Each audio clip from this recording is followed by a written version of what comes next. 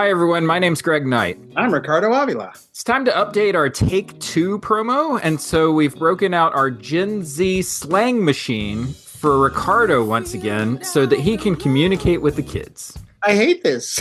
I know you do. Here we go. The first 100 episodes of our podcast were very different from what we do now. Those episodes are Ohio AF. You're Delulu if you think anyone stands those pods. You may as well just yeet those things out of here, no cap. You're right, but we don't want to eliminate our show history. We want to improve it by going back into the raw audio while updating our quality. That's the vibe. Like you're gonna flex those old pods with a bougie glow up. That low-key slaps, fam. Because right now they're pretty chugi. Good lord. Scroll down. Okay. Listen, culture evolves over time, and our spin-off pod, Take Two, gives us the chance to go back and evolve our old podcast right along with it. That's a bar, chat. I think this idea is pretty lit. It beats having a big yikes sitting in our archives. You gotta bling those things out with some fresh drip if you want that new subs riz, period. God, no wonder the youth are struggling. Go ahead. So listen to Take Two in the Popping Collars feed and hear our past selves grow before your very ears. Yeah, these pods are bussin'. You got a dub with this, plus 1,000 aura. This idea is giving. You ate. I wonder what would happen if we changed the slang machine to the millennial setting. Get in, loser. We're going podcasting. Okay, that makes sense.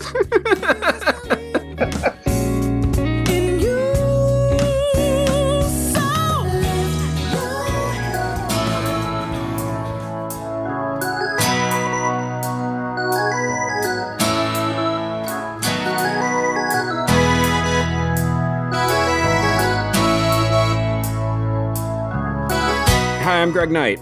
Hey, I'm Ryan Parker. And this is Two Pilgrims in a Pod, a Popping Collars side project where Ryan and I attempt to walk across Spain. We're going to do it. Again. We've already done this. And this time we can take folks along with us. This month we're doing something a little bit different from before. Before we've had conversations, we've had interviews. This time we're reviewing a movie. Probably the seminal movie when it comes to Americans and their consciousness of the Camino de Santiago.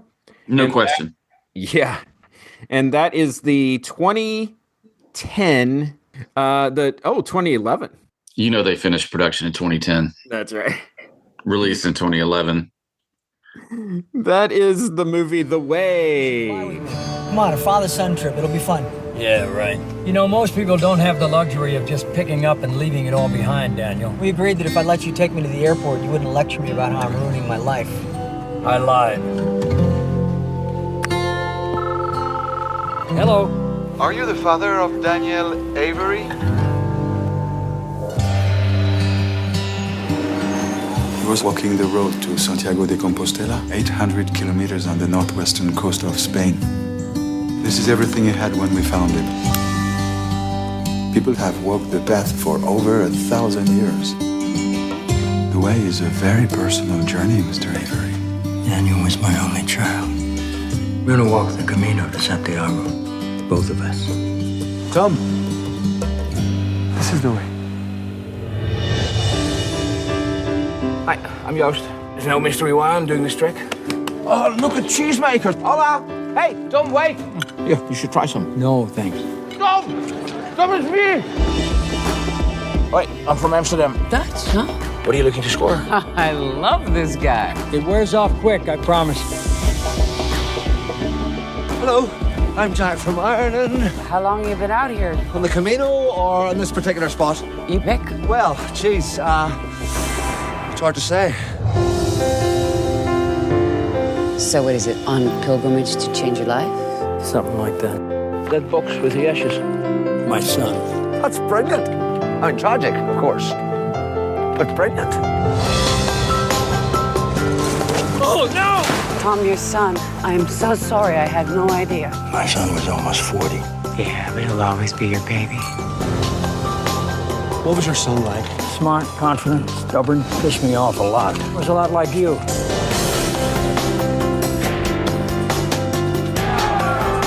Hey, that kid took my bag. Hey! Hey! You can keep the pack! Just give me the box!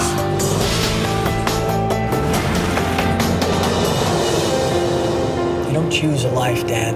You live one. Directed by Emilio Estevez, starring his father. You know, it's interesting when you talk about the way or the Camino in American consciousness and your research. I mean, at some point, the Camino and pilgrimage in general would have functioned at a higher level in public consciousness. Like the culture would have been aware that this was a thing that you could do, right? Maybe not. I think, well, let's get in. Okay. Let me reset back to Ryan. I have a brief description of the way. Would you like to? Always. Okay. When his son dies while hiking the famed Camino de Santiago pilgrimage route in the Pyrenees, Tom flies to France to claim the remains. Looking for insights into his estranged child's life, he decides to complete the 500-mile mountain trek to Spain.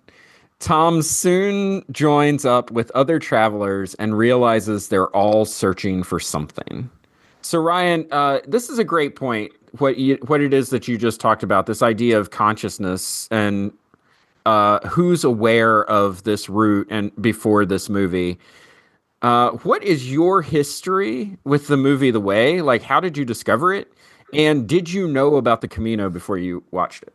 I only knew about the Camino in the context of pilgrimage and church history. Yeah. You know, so that's a bit of a cheat. Like having been in seminary, and this would have been something we talked about, but not at great length. Just, you know, you also think about the notion of pilgrimage in Canterbury Tales, for example.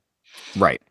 So broadly aware, but in terms of details, no, this was I say our because I watched it with my wife. I may have watched it with my family over the holidays or something home from grad school.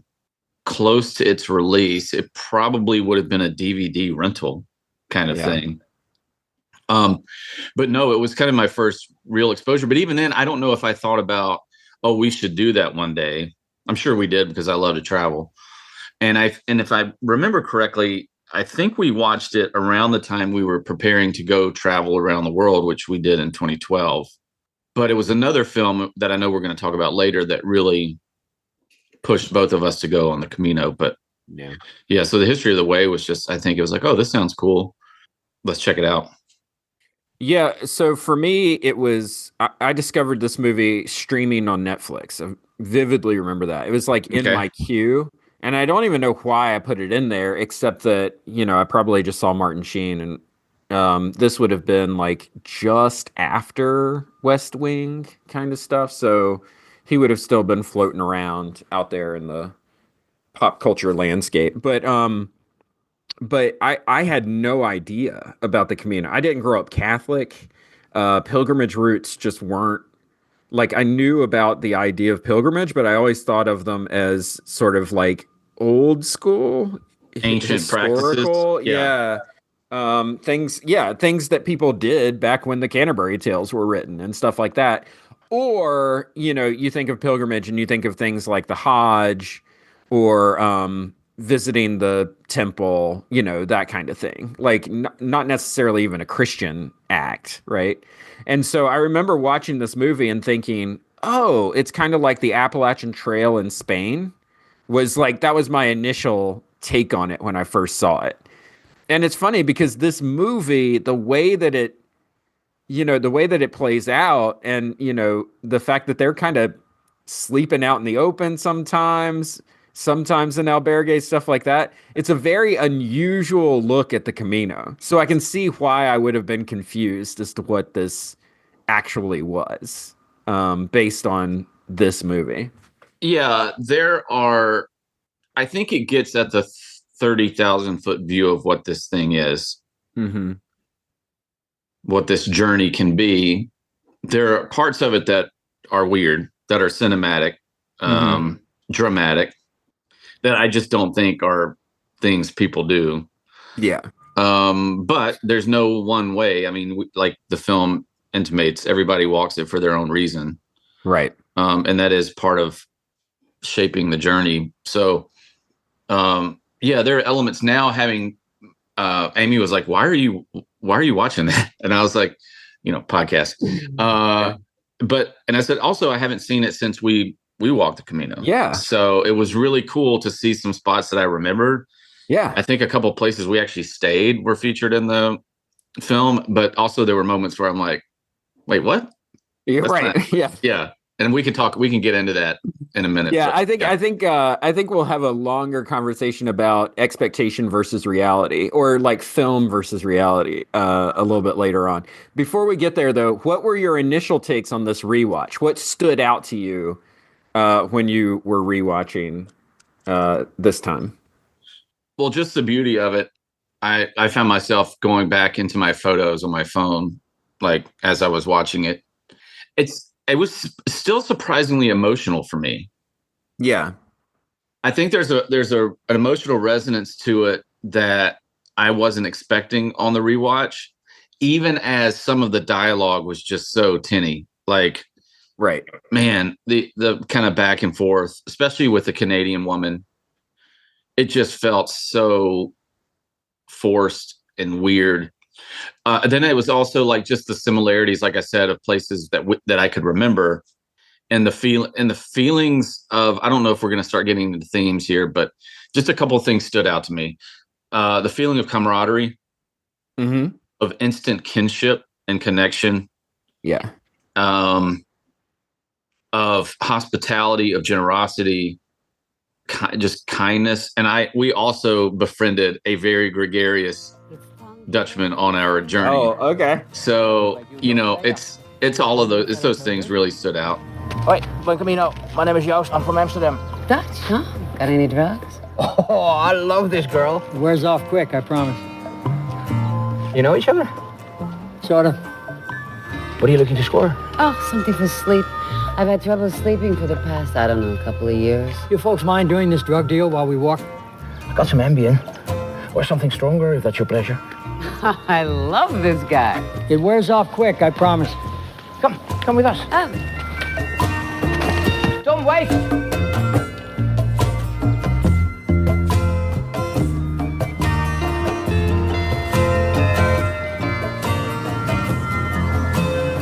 I tried to quit once, but then I thought, why? My grandmother, she drank and she smoked her entire life, and she lived to be 103 years old. Now, what does that tell me? It tells me that everyone who's trying to quit something always has an ancient relative they use as an example of why not to quit. I suppose that makes me a cliche then. You said it. But I'm not the one trying to quit anything.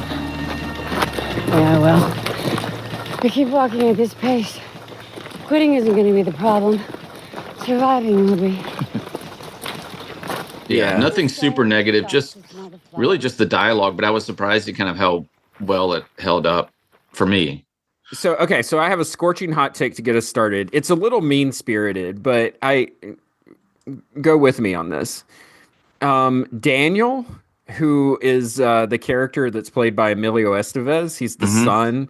And spoilers, although it's not really a spoiler because it's the setup for the entire movie. Daniel dies on the first day of walking the Camino, and his father walks it in his place, right? Mr. Avery, if you pardon me, please, you're not prepared to go on this trek.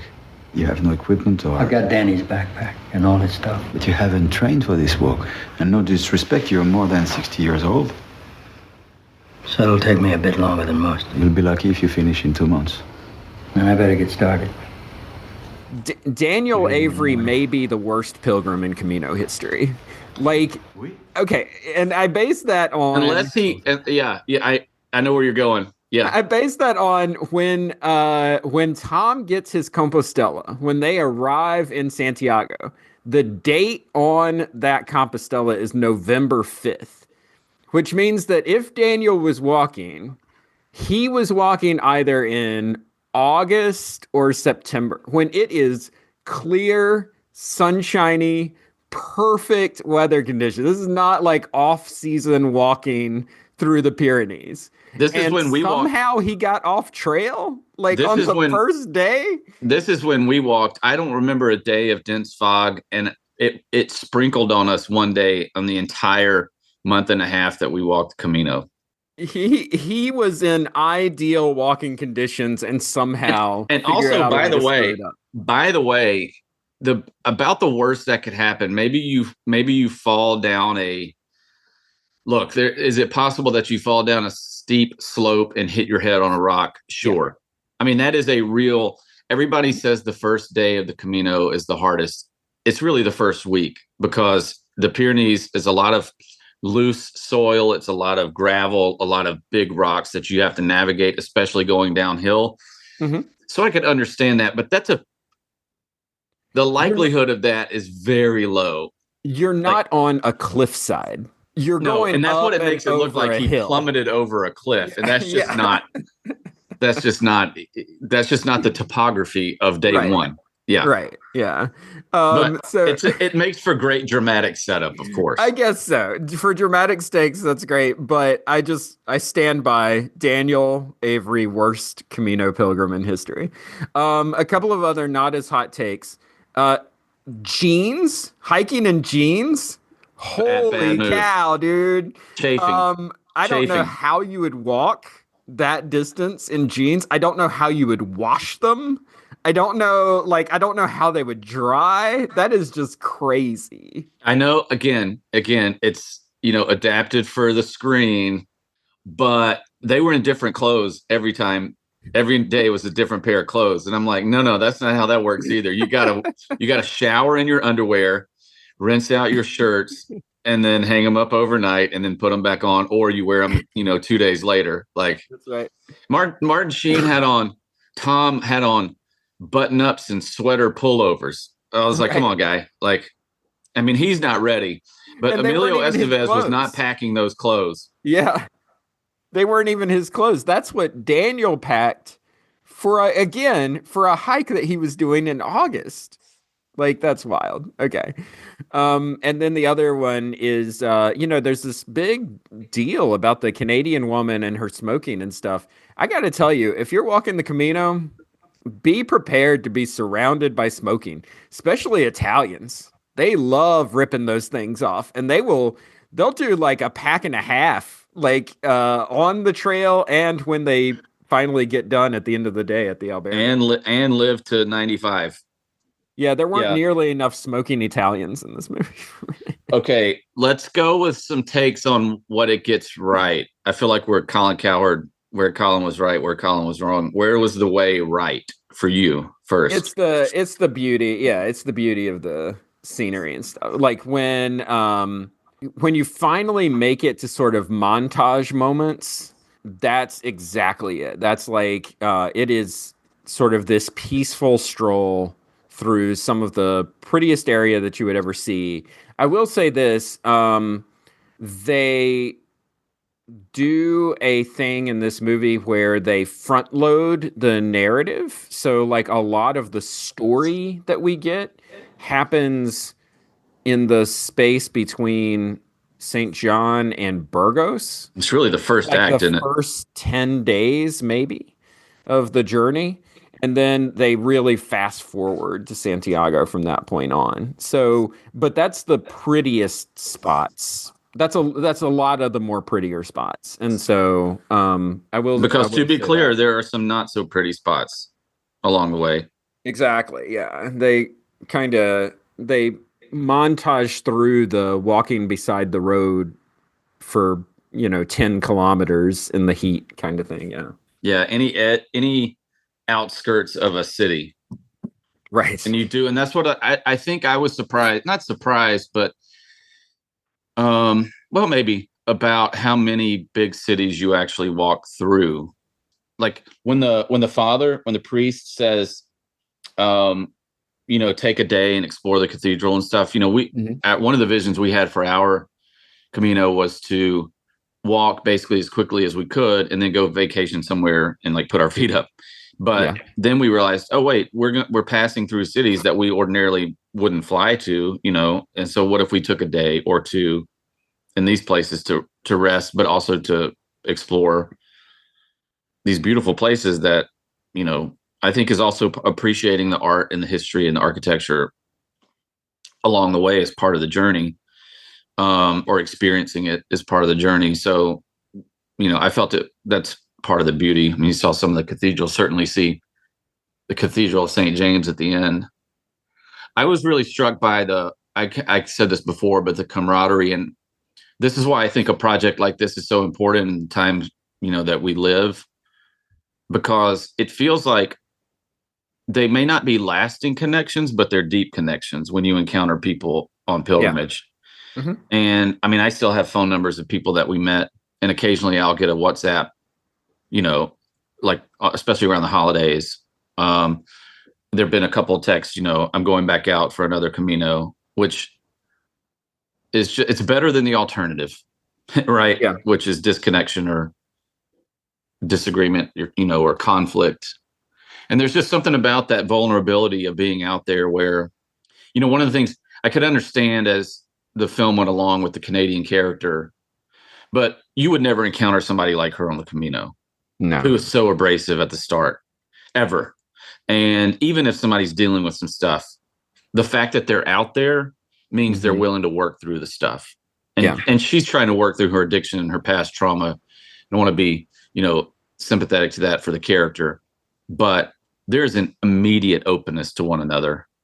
Yeah. And you do not immediately go to politics, even religion. I mean, the first is just a profound curiosity about the other. Why are you out here?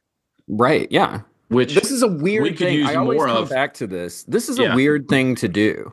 And so being curious about why other people are doing it is like the thing that's sort of front of mind. Yeah. If we could take that curiosity in our everyday lives about the quote unquote other, it's such a different way to approach a connection or a potential relationship than wondering what their political affiliation is or what they do for a living, or, you know, so I think that is a deep spiritual lesson or experience from the Camino. And I think to some extent it's conveyed in the film. Yeah. Christ, you're a bore. I beg your pardon? An arrogant bore. Well, there you have it. Proof once again that Americans can't hold their liquor. Says the man with the Aston Villa patch on his bag. Oh dear, I think this pack's getting ready to eat one of its own. That's just it, Jack from Ireland. You're not one of us. You think you're better than us because you're writing a book. True pilgrim. All right. True Tom, pilgrim. Like you would know. What did you use to pay for this wine here, huh? How many credit cards do you have in your wallet, Jack from Ireland? How many true pilgrims use their credit cards to get out of a true jam along the Camino back in the Middle Ages, you jackass from Ireland? You are a true fraud. That's what I think you are. Fraud! Over here, everybody! This man is a fraud! Police! Hey! Over here, gentlemen! Arrest this man for being a fraud! Hey, Tom, we're just talking, man. Let me do this really fast. What is the best scene from the movie? I love any tableside scene. I love when they arrive in, I think it's Burgos or Leon, and they walk into the bar and everybody starts hugging each other, and like, which to me is just a continuation of what I was just talking about. But yeah, and that's another thing that I wanted to say. Part of those relationships, the relationships deepen because, and I think the film does a good job of conveying this. You can walk the Camino at your own pace, but you tend to walk with people who are walking a similar pace as you. And that's where those relationships really deepen. But you're also free to take, you know, you're going to stop, you know, Martin Sheen stops early one day and Used goes on, but then they reconnect. I mean, that happens all the time. And so maybe you've gone a day or two without seeing somebody whom you've had deep conversations with and kind of formed a spiritual bond. So seeing them feels like seeing a long lost friend. Yeah. And so I just loved any of that. And the pilgrim meals at the end of the day, with strangers, checking into the albergue. Even there was one scene where everybody was just like, I think the Canadian woman was smoking in a windowsill and Martin Sheen's doing his laundry and Eustace is drinking. Like you don't walk all day. You're not sun up to sundown. I mean, there are many afternoons where you're just kind of lounging and resting for the next day. Those are the kind of communal experiences, I guess, is, my favorite scenes. Yeah. Yeah, I'm going to go with when they check into the Parador Hotel. So here's the thing about the Camino. There's lots of different places that you can stay along the way. Mostly folks tend to stay in albergues, either municipal albergues or private albergues. And these are the big bunk bed room places that you've probably seen online and stuff like that. Occasionally, though, there are folks that stay at basically hotels. They're called Paradors, right? They're very fancy places to stay. And can I tell you, when you're out walking for more than, let's say, 2-3 weeks, and you encounter a luxury, it is like the best vision of heaven you've ever experienced in your life. I mean, a shower that you don't have to keep pushing the button every 7 seconds feels like a gift from God. Yeah. So I love the hotel and that sort of glimpse of luxury that they get. Yeah. I think we stayed in 3, maybe, or really technically 1, because the first night, if you walk, this is going to get too technical for some listeners, but the first day you can walk very short or you can walk 12 kilometers. And there's the giant hotel in Roncesvalles, which is stunning. It's an old monastery. And it's really one of the only games in town for where to stay. So the first night we were like, oh, this is going to be great because we've got these nice hotel rooms along the way. And that's just not everything, and the accommodations are as diverse as you could imagine. But I think we stayed in we did one Airbnb in Leon because we were going to stay there for 2 nights. And so we wanted a little bit of comfort. And then we did one of the kind of luxury hotels deep into the journey. Because it was like, why not? There is something about being able to do your laundry, take a shower, sleep in a bed without people snoring. Like it is just not having to use paper sheets to protect yourself from bed bugs. It's just like it's indescribable. Like yeah. And we stayed a lot. They didn't showcase these. I mean, you would know if you've done it. Like there was no explicit reference to that kind of accommodation. Like they kind of made it seem like it's either the albergue or the Parador, and there's a lot in between. Yeah. And there's a lot of essentially hostels, bed and breakfast, which have communal sleeping arrangements. They're just not as like in a school gym, or a church hall, and they still serve similar purposes. They're really affordable. And that's maybe something I want to come back to. There's always a good pilgrim meal and plenty of wine. And yeah, I think one of the things that viewers who aren't familiar with this version of Pilgrimage may be surprised at how much alcohol is featured in the film, but that is a thing. It is a thing. The journey, it is definitely a thing. And if you walk every day, 10 to 12 miles a day, a bottle of wine is really nothing. It is fortifying, if you will. Same thing for the beers. You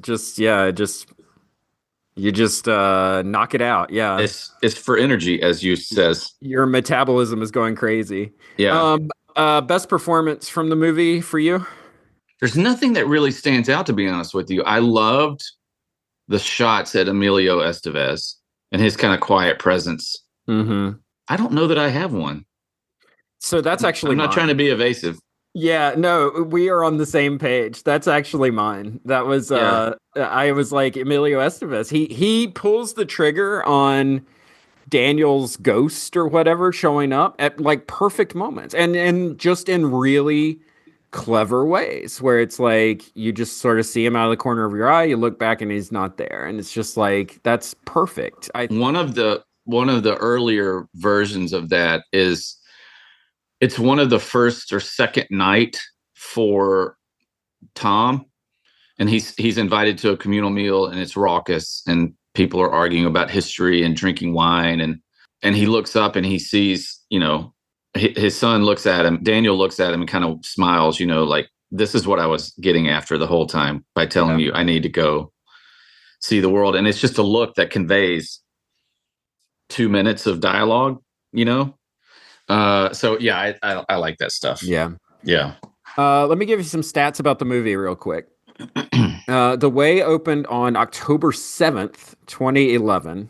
Domestic gross of $5 million. Made $5 million, making it the number 156 grossing movie of 2011.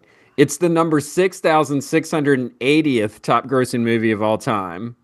And if you wanted to do a triple feature, it comes between the movie Second Sight, which is a John Larroquette, Bronson Pinchot movie from the 80s. And on the other side of the way is a movie called No Small Affair, which is another 80s movie with John Cryer and Demi Moore. So you've got like Bronson Pinchot, Emilio Estevez, Demi Moore, John Cryer, like all sort of big right there. 80s. Let's go. Hey, I just looked online while you were saying some of these stats, and I don't know if you came across a similar figure, but it said a production budget of 21 million. Dang, where did all that money? That seems that's a travel, but that's got to be because they're just lugging all that stuff around. I mean, maybe that just seems really high. I could be wrong. Or that is really high considering that you can make a Best Picture winner for $6 million. I think that, Yeah. It keeps saying like Wikipedia, the numbers. All right. Any other stats you have for us? Yeah. It has an 82% on Rotten Tomatoes. And here's the big one. I've got Roger Ebert's review. Okay. He says it's a sweet and sincere family pilgrimage, even if a little too long and obvious. Audiences seeking uplift will find it here. 3 out of 4 stars. That's fair. Yeah. I remember yesterday when I rented the film because I couldn't find it streaming. I saw the runtime and I was like, man, 2 hours. Like that's a little long. You should fly with me. Yeah, right. Turn the car around, pack a bag, grab your passport, forget your golf clubs. Come on, a father-son trip. It'll be fun. When you coming back? I don't know. So you don't have a plan? We agreed that if I let you take me to the airport, you wouldn't lecture me about how I'm ruining my life. I lied. Most people don't have the luxury of just picking up and leaving it all behind, Daniel. Well, I'm not most people. If I don't have your blessing, that's fine. But don't judge this. Don't judge me. My life here might not seem like much to you, but it's the life I choose. You don't choose a life, Dad. You live one. One of the other things, I don't know if you want to go back to a theme here that is something that I think we can continue to talk to across episodes, and especially with guests, is there is a moment early in the film, it's a flashback where Tom is talking to Daniel, and Daniel's saying, I'm not going to finish my doctorate. I got to go to these places. I got to go see the world. And I know that feeling deeply. I think I'm a 7 on the Enneagram. So it's like, got to go. Tom makes this point about not everybody has the luxury of packing it up and leaving it all behind. Mm-hmm. And I think you can see really quickly that the Camino itself is not luxury. It can be, but it's not. You can walk, you can sleep in a bed for a couple bucks, or you can sleep outside. Pilgrim meals are pretty cheap, and you get a lot for what you pay. But there is the luxury of time. And I think we're not going to answer this question now, but I mean, that is a thing to think about, like the time it takes, and it takes you away from family. It takes you away from work. So that's just, as I appreciated that note, that it just didn't take for granted that like, oh, go hop off and walk the Camino for at least 33 days, at least a month. So it's probably takes longer for most people. So I just kind of wanted to name that, and like maybe we can revisit this in an episode where we talk about ways to do that, or like ways to break it up. And that's kind of that's what I was thinking too. So it's like, the point of our research project is to figure out why people are doing this. And so I was wondering, like, how does this movie answer that question of why do people do this? Because Jack, the writer, is, he's sort of making a list of like what reasons people are giving. Health is on that list. Historical curiosity is on that list. Religion is on that list, and it's very low, right? I think that this movie does a good job of sort of examining the variety of reasons why people may find themselves on this trail. And that actually is very true. One of the key scenes from this movie for me that I thought was very accurate in the way that it unfolded, and it seems trite, but I tell you it is not, was when Martin Sheen meets the priest with the yarmulke on his head. And it's this priest, he's walking, and Martin calls him a rabbi. And he's like, I'm not a rabbi, I'm a priest, but I had brain surgery, and now I have a scar on my head, and I wear this to cover it up. And then he starts talking about his cancer. I will tell you, you will have conversations like that on the Camino that start that quickly and get that deep at that rate of pace. Like, it is, there's just not any reason to hide when you're on the trail. And so people are very forthcoming with information quicker than you would think. Yeah. I mean, I'm on the other side of that. People are like, what are you out here? My dad died a few months ago. Like, boom. You don't know me. I don't know you. So, my wife just finished grad school. It's been a tough 2 years. Like, you get right into the thick of it. Yeah. And the other thing that this movie gets at that I think is really true, and you've touched on it a little bit too, is this idea of connection. People are looking to connect. They're looking to form Camino families, like the unit that we see sort of get formed in this movie. Even if they don't know that's what they're looking for. And so, yeah, I think that this movie, what it touches on is that I think is very accurate and I think is very appealing for someone who's got some time looking to do something that's not a vacation, but is looking to grow spiritually, personally, emotionally, whatever. Like, they see something like this and they're like, oh, there's other people doing this too. Maybe I can go there and sort of find myself, like whatever that means. I'm looking at a note here because of what you talked about. There seems to be course knowledge here, but it may not be as extensive as we thought, because I just did a quick search. Did Emilio Estevez walk the Camino before making the movie The Way? And he did not. It says, however, his father, Martin Sheen, did walk parts of the Camino while filming the movie. So there's some great consulting going on from some source. Mm-hmm. Anyway, so there are interesting production notes here. But yeah, there must have been somebody close to them in their life that could talk to them, because they really do. This feels like a veteran, not somebody who just read about pilgrimage in a book. Yeah. So I'm kind of shocked that they did not, participate in it. But it looks like they walked about 250 miles of the Camino while making the film. All right. So it's not nothing. They're officially pilgrims. It's not nothing. And they do end up in Santiago. So.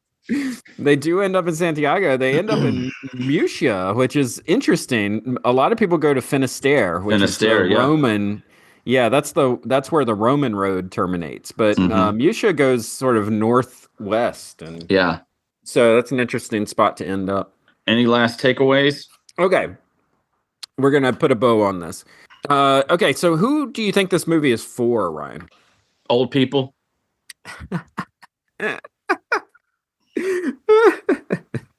No, I can see that.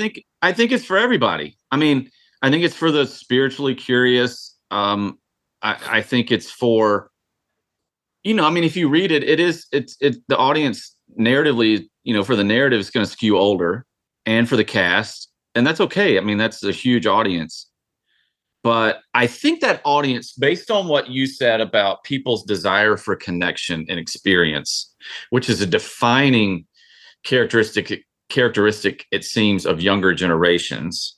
Maybe there is, as you talked about in our first recording, the people participating in pilgrimage, especially the Camino, goes up drastically year on year, I think the audience for this film will increase, which is really interesting to see. Yeah. And so I think that core audience may be your AARP folk, but I think it really expands the further out we get from it, which could be, I could be way off on that, but I think people contemplating the Camino, people who've been on the Camino but aren't aware of the film, there's a lot there. Yeah, I think it's for Protestants. I think it's for non-Catholics who are like, what are these people out there doing? And then they're like, oh, I could go on a long walk. That sounds like fun. Well, it's certainly not for Catholics, because as my Catholic friend said, we're never doing that. No, exactly. Why are you doing that? Yeah. What would you rate this movie on as a Camino movie, as something that is trying to capture the life of the Camino? How would you rate this out of 5? Oh, I mean, if I'm going to be nitpicky, 4 out of 5, but 5 out of 5 could be easily granted. Okay. Or 4.5 out of 5. What about you? I would give it like a 3.5 out of 5. If you're looking at this and you're saying, oh, that's what my Camino is going to be like, it's not. But it is you are going to see the things that you see in the backgrounds of this movie, and you are going to meet people the way that this movie tells you that you're going to meet people. And so there are aspects of it that are very much true.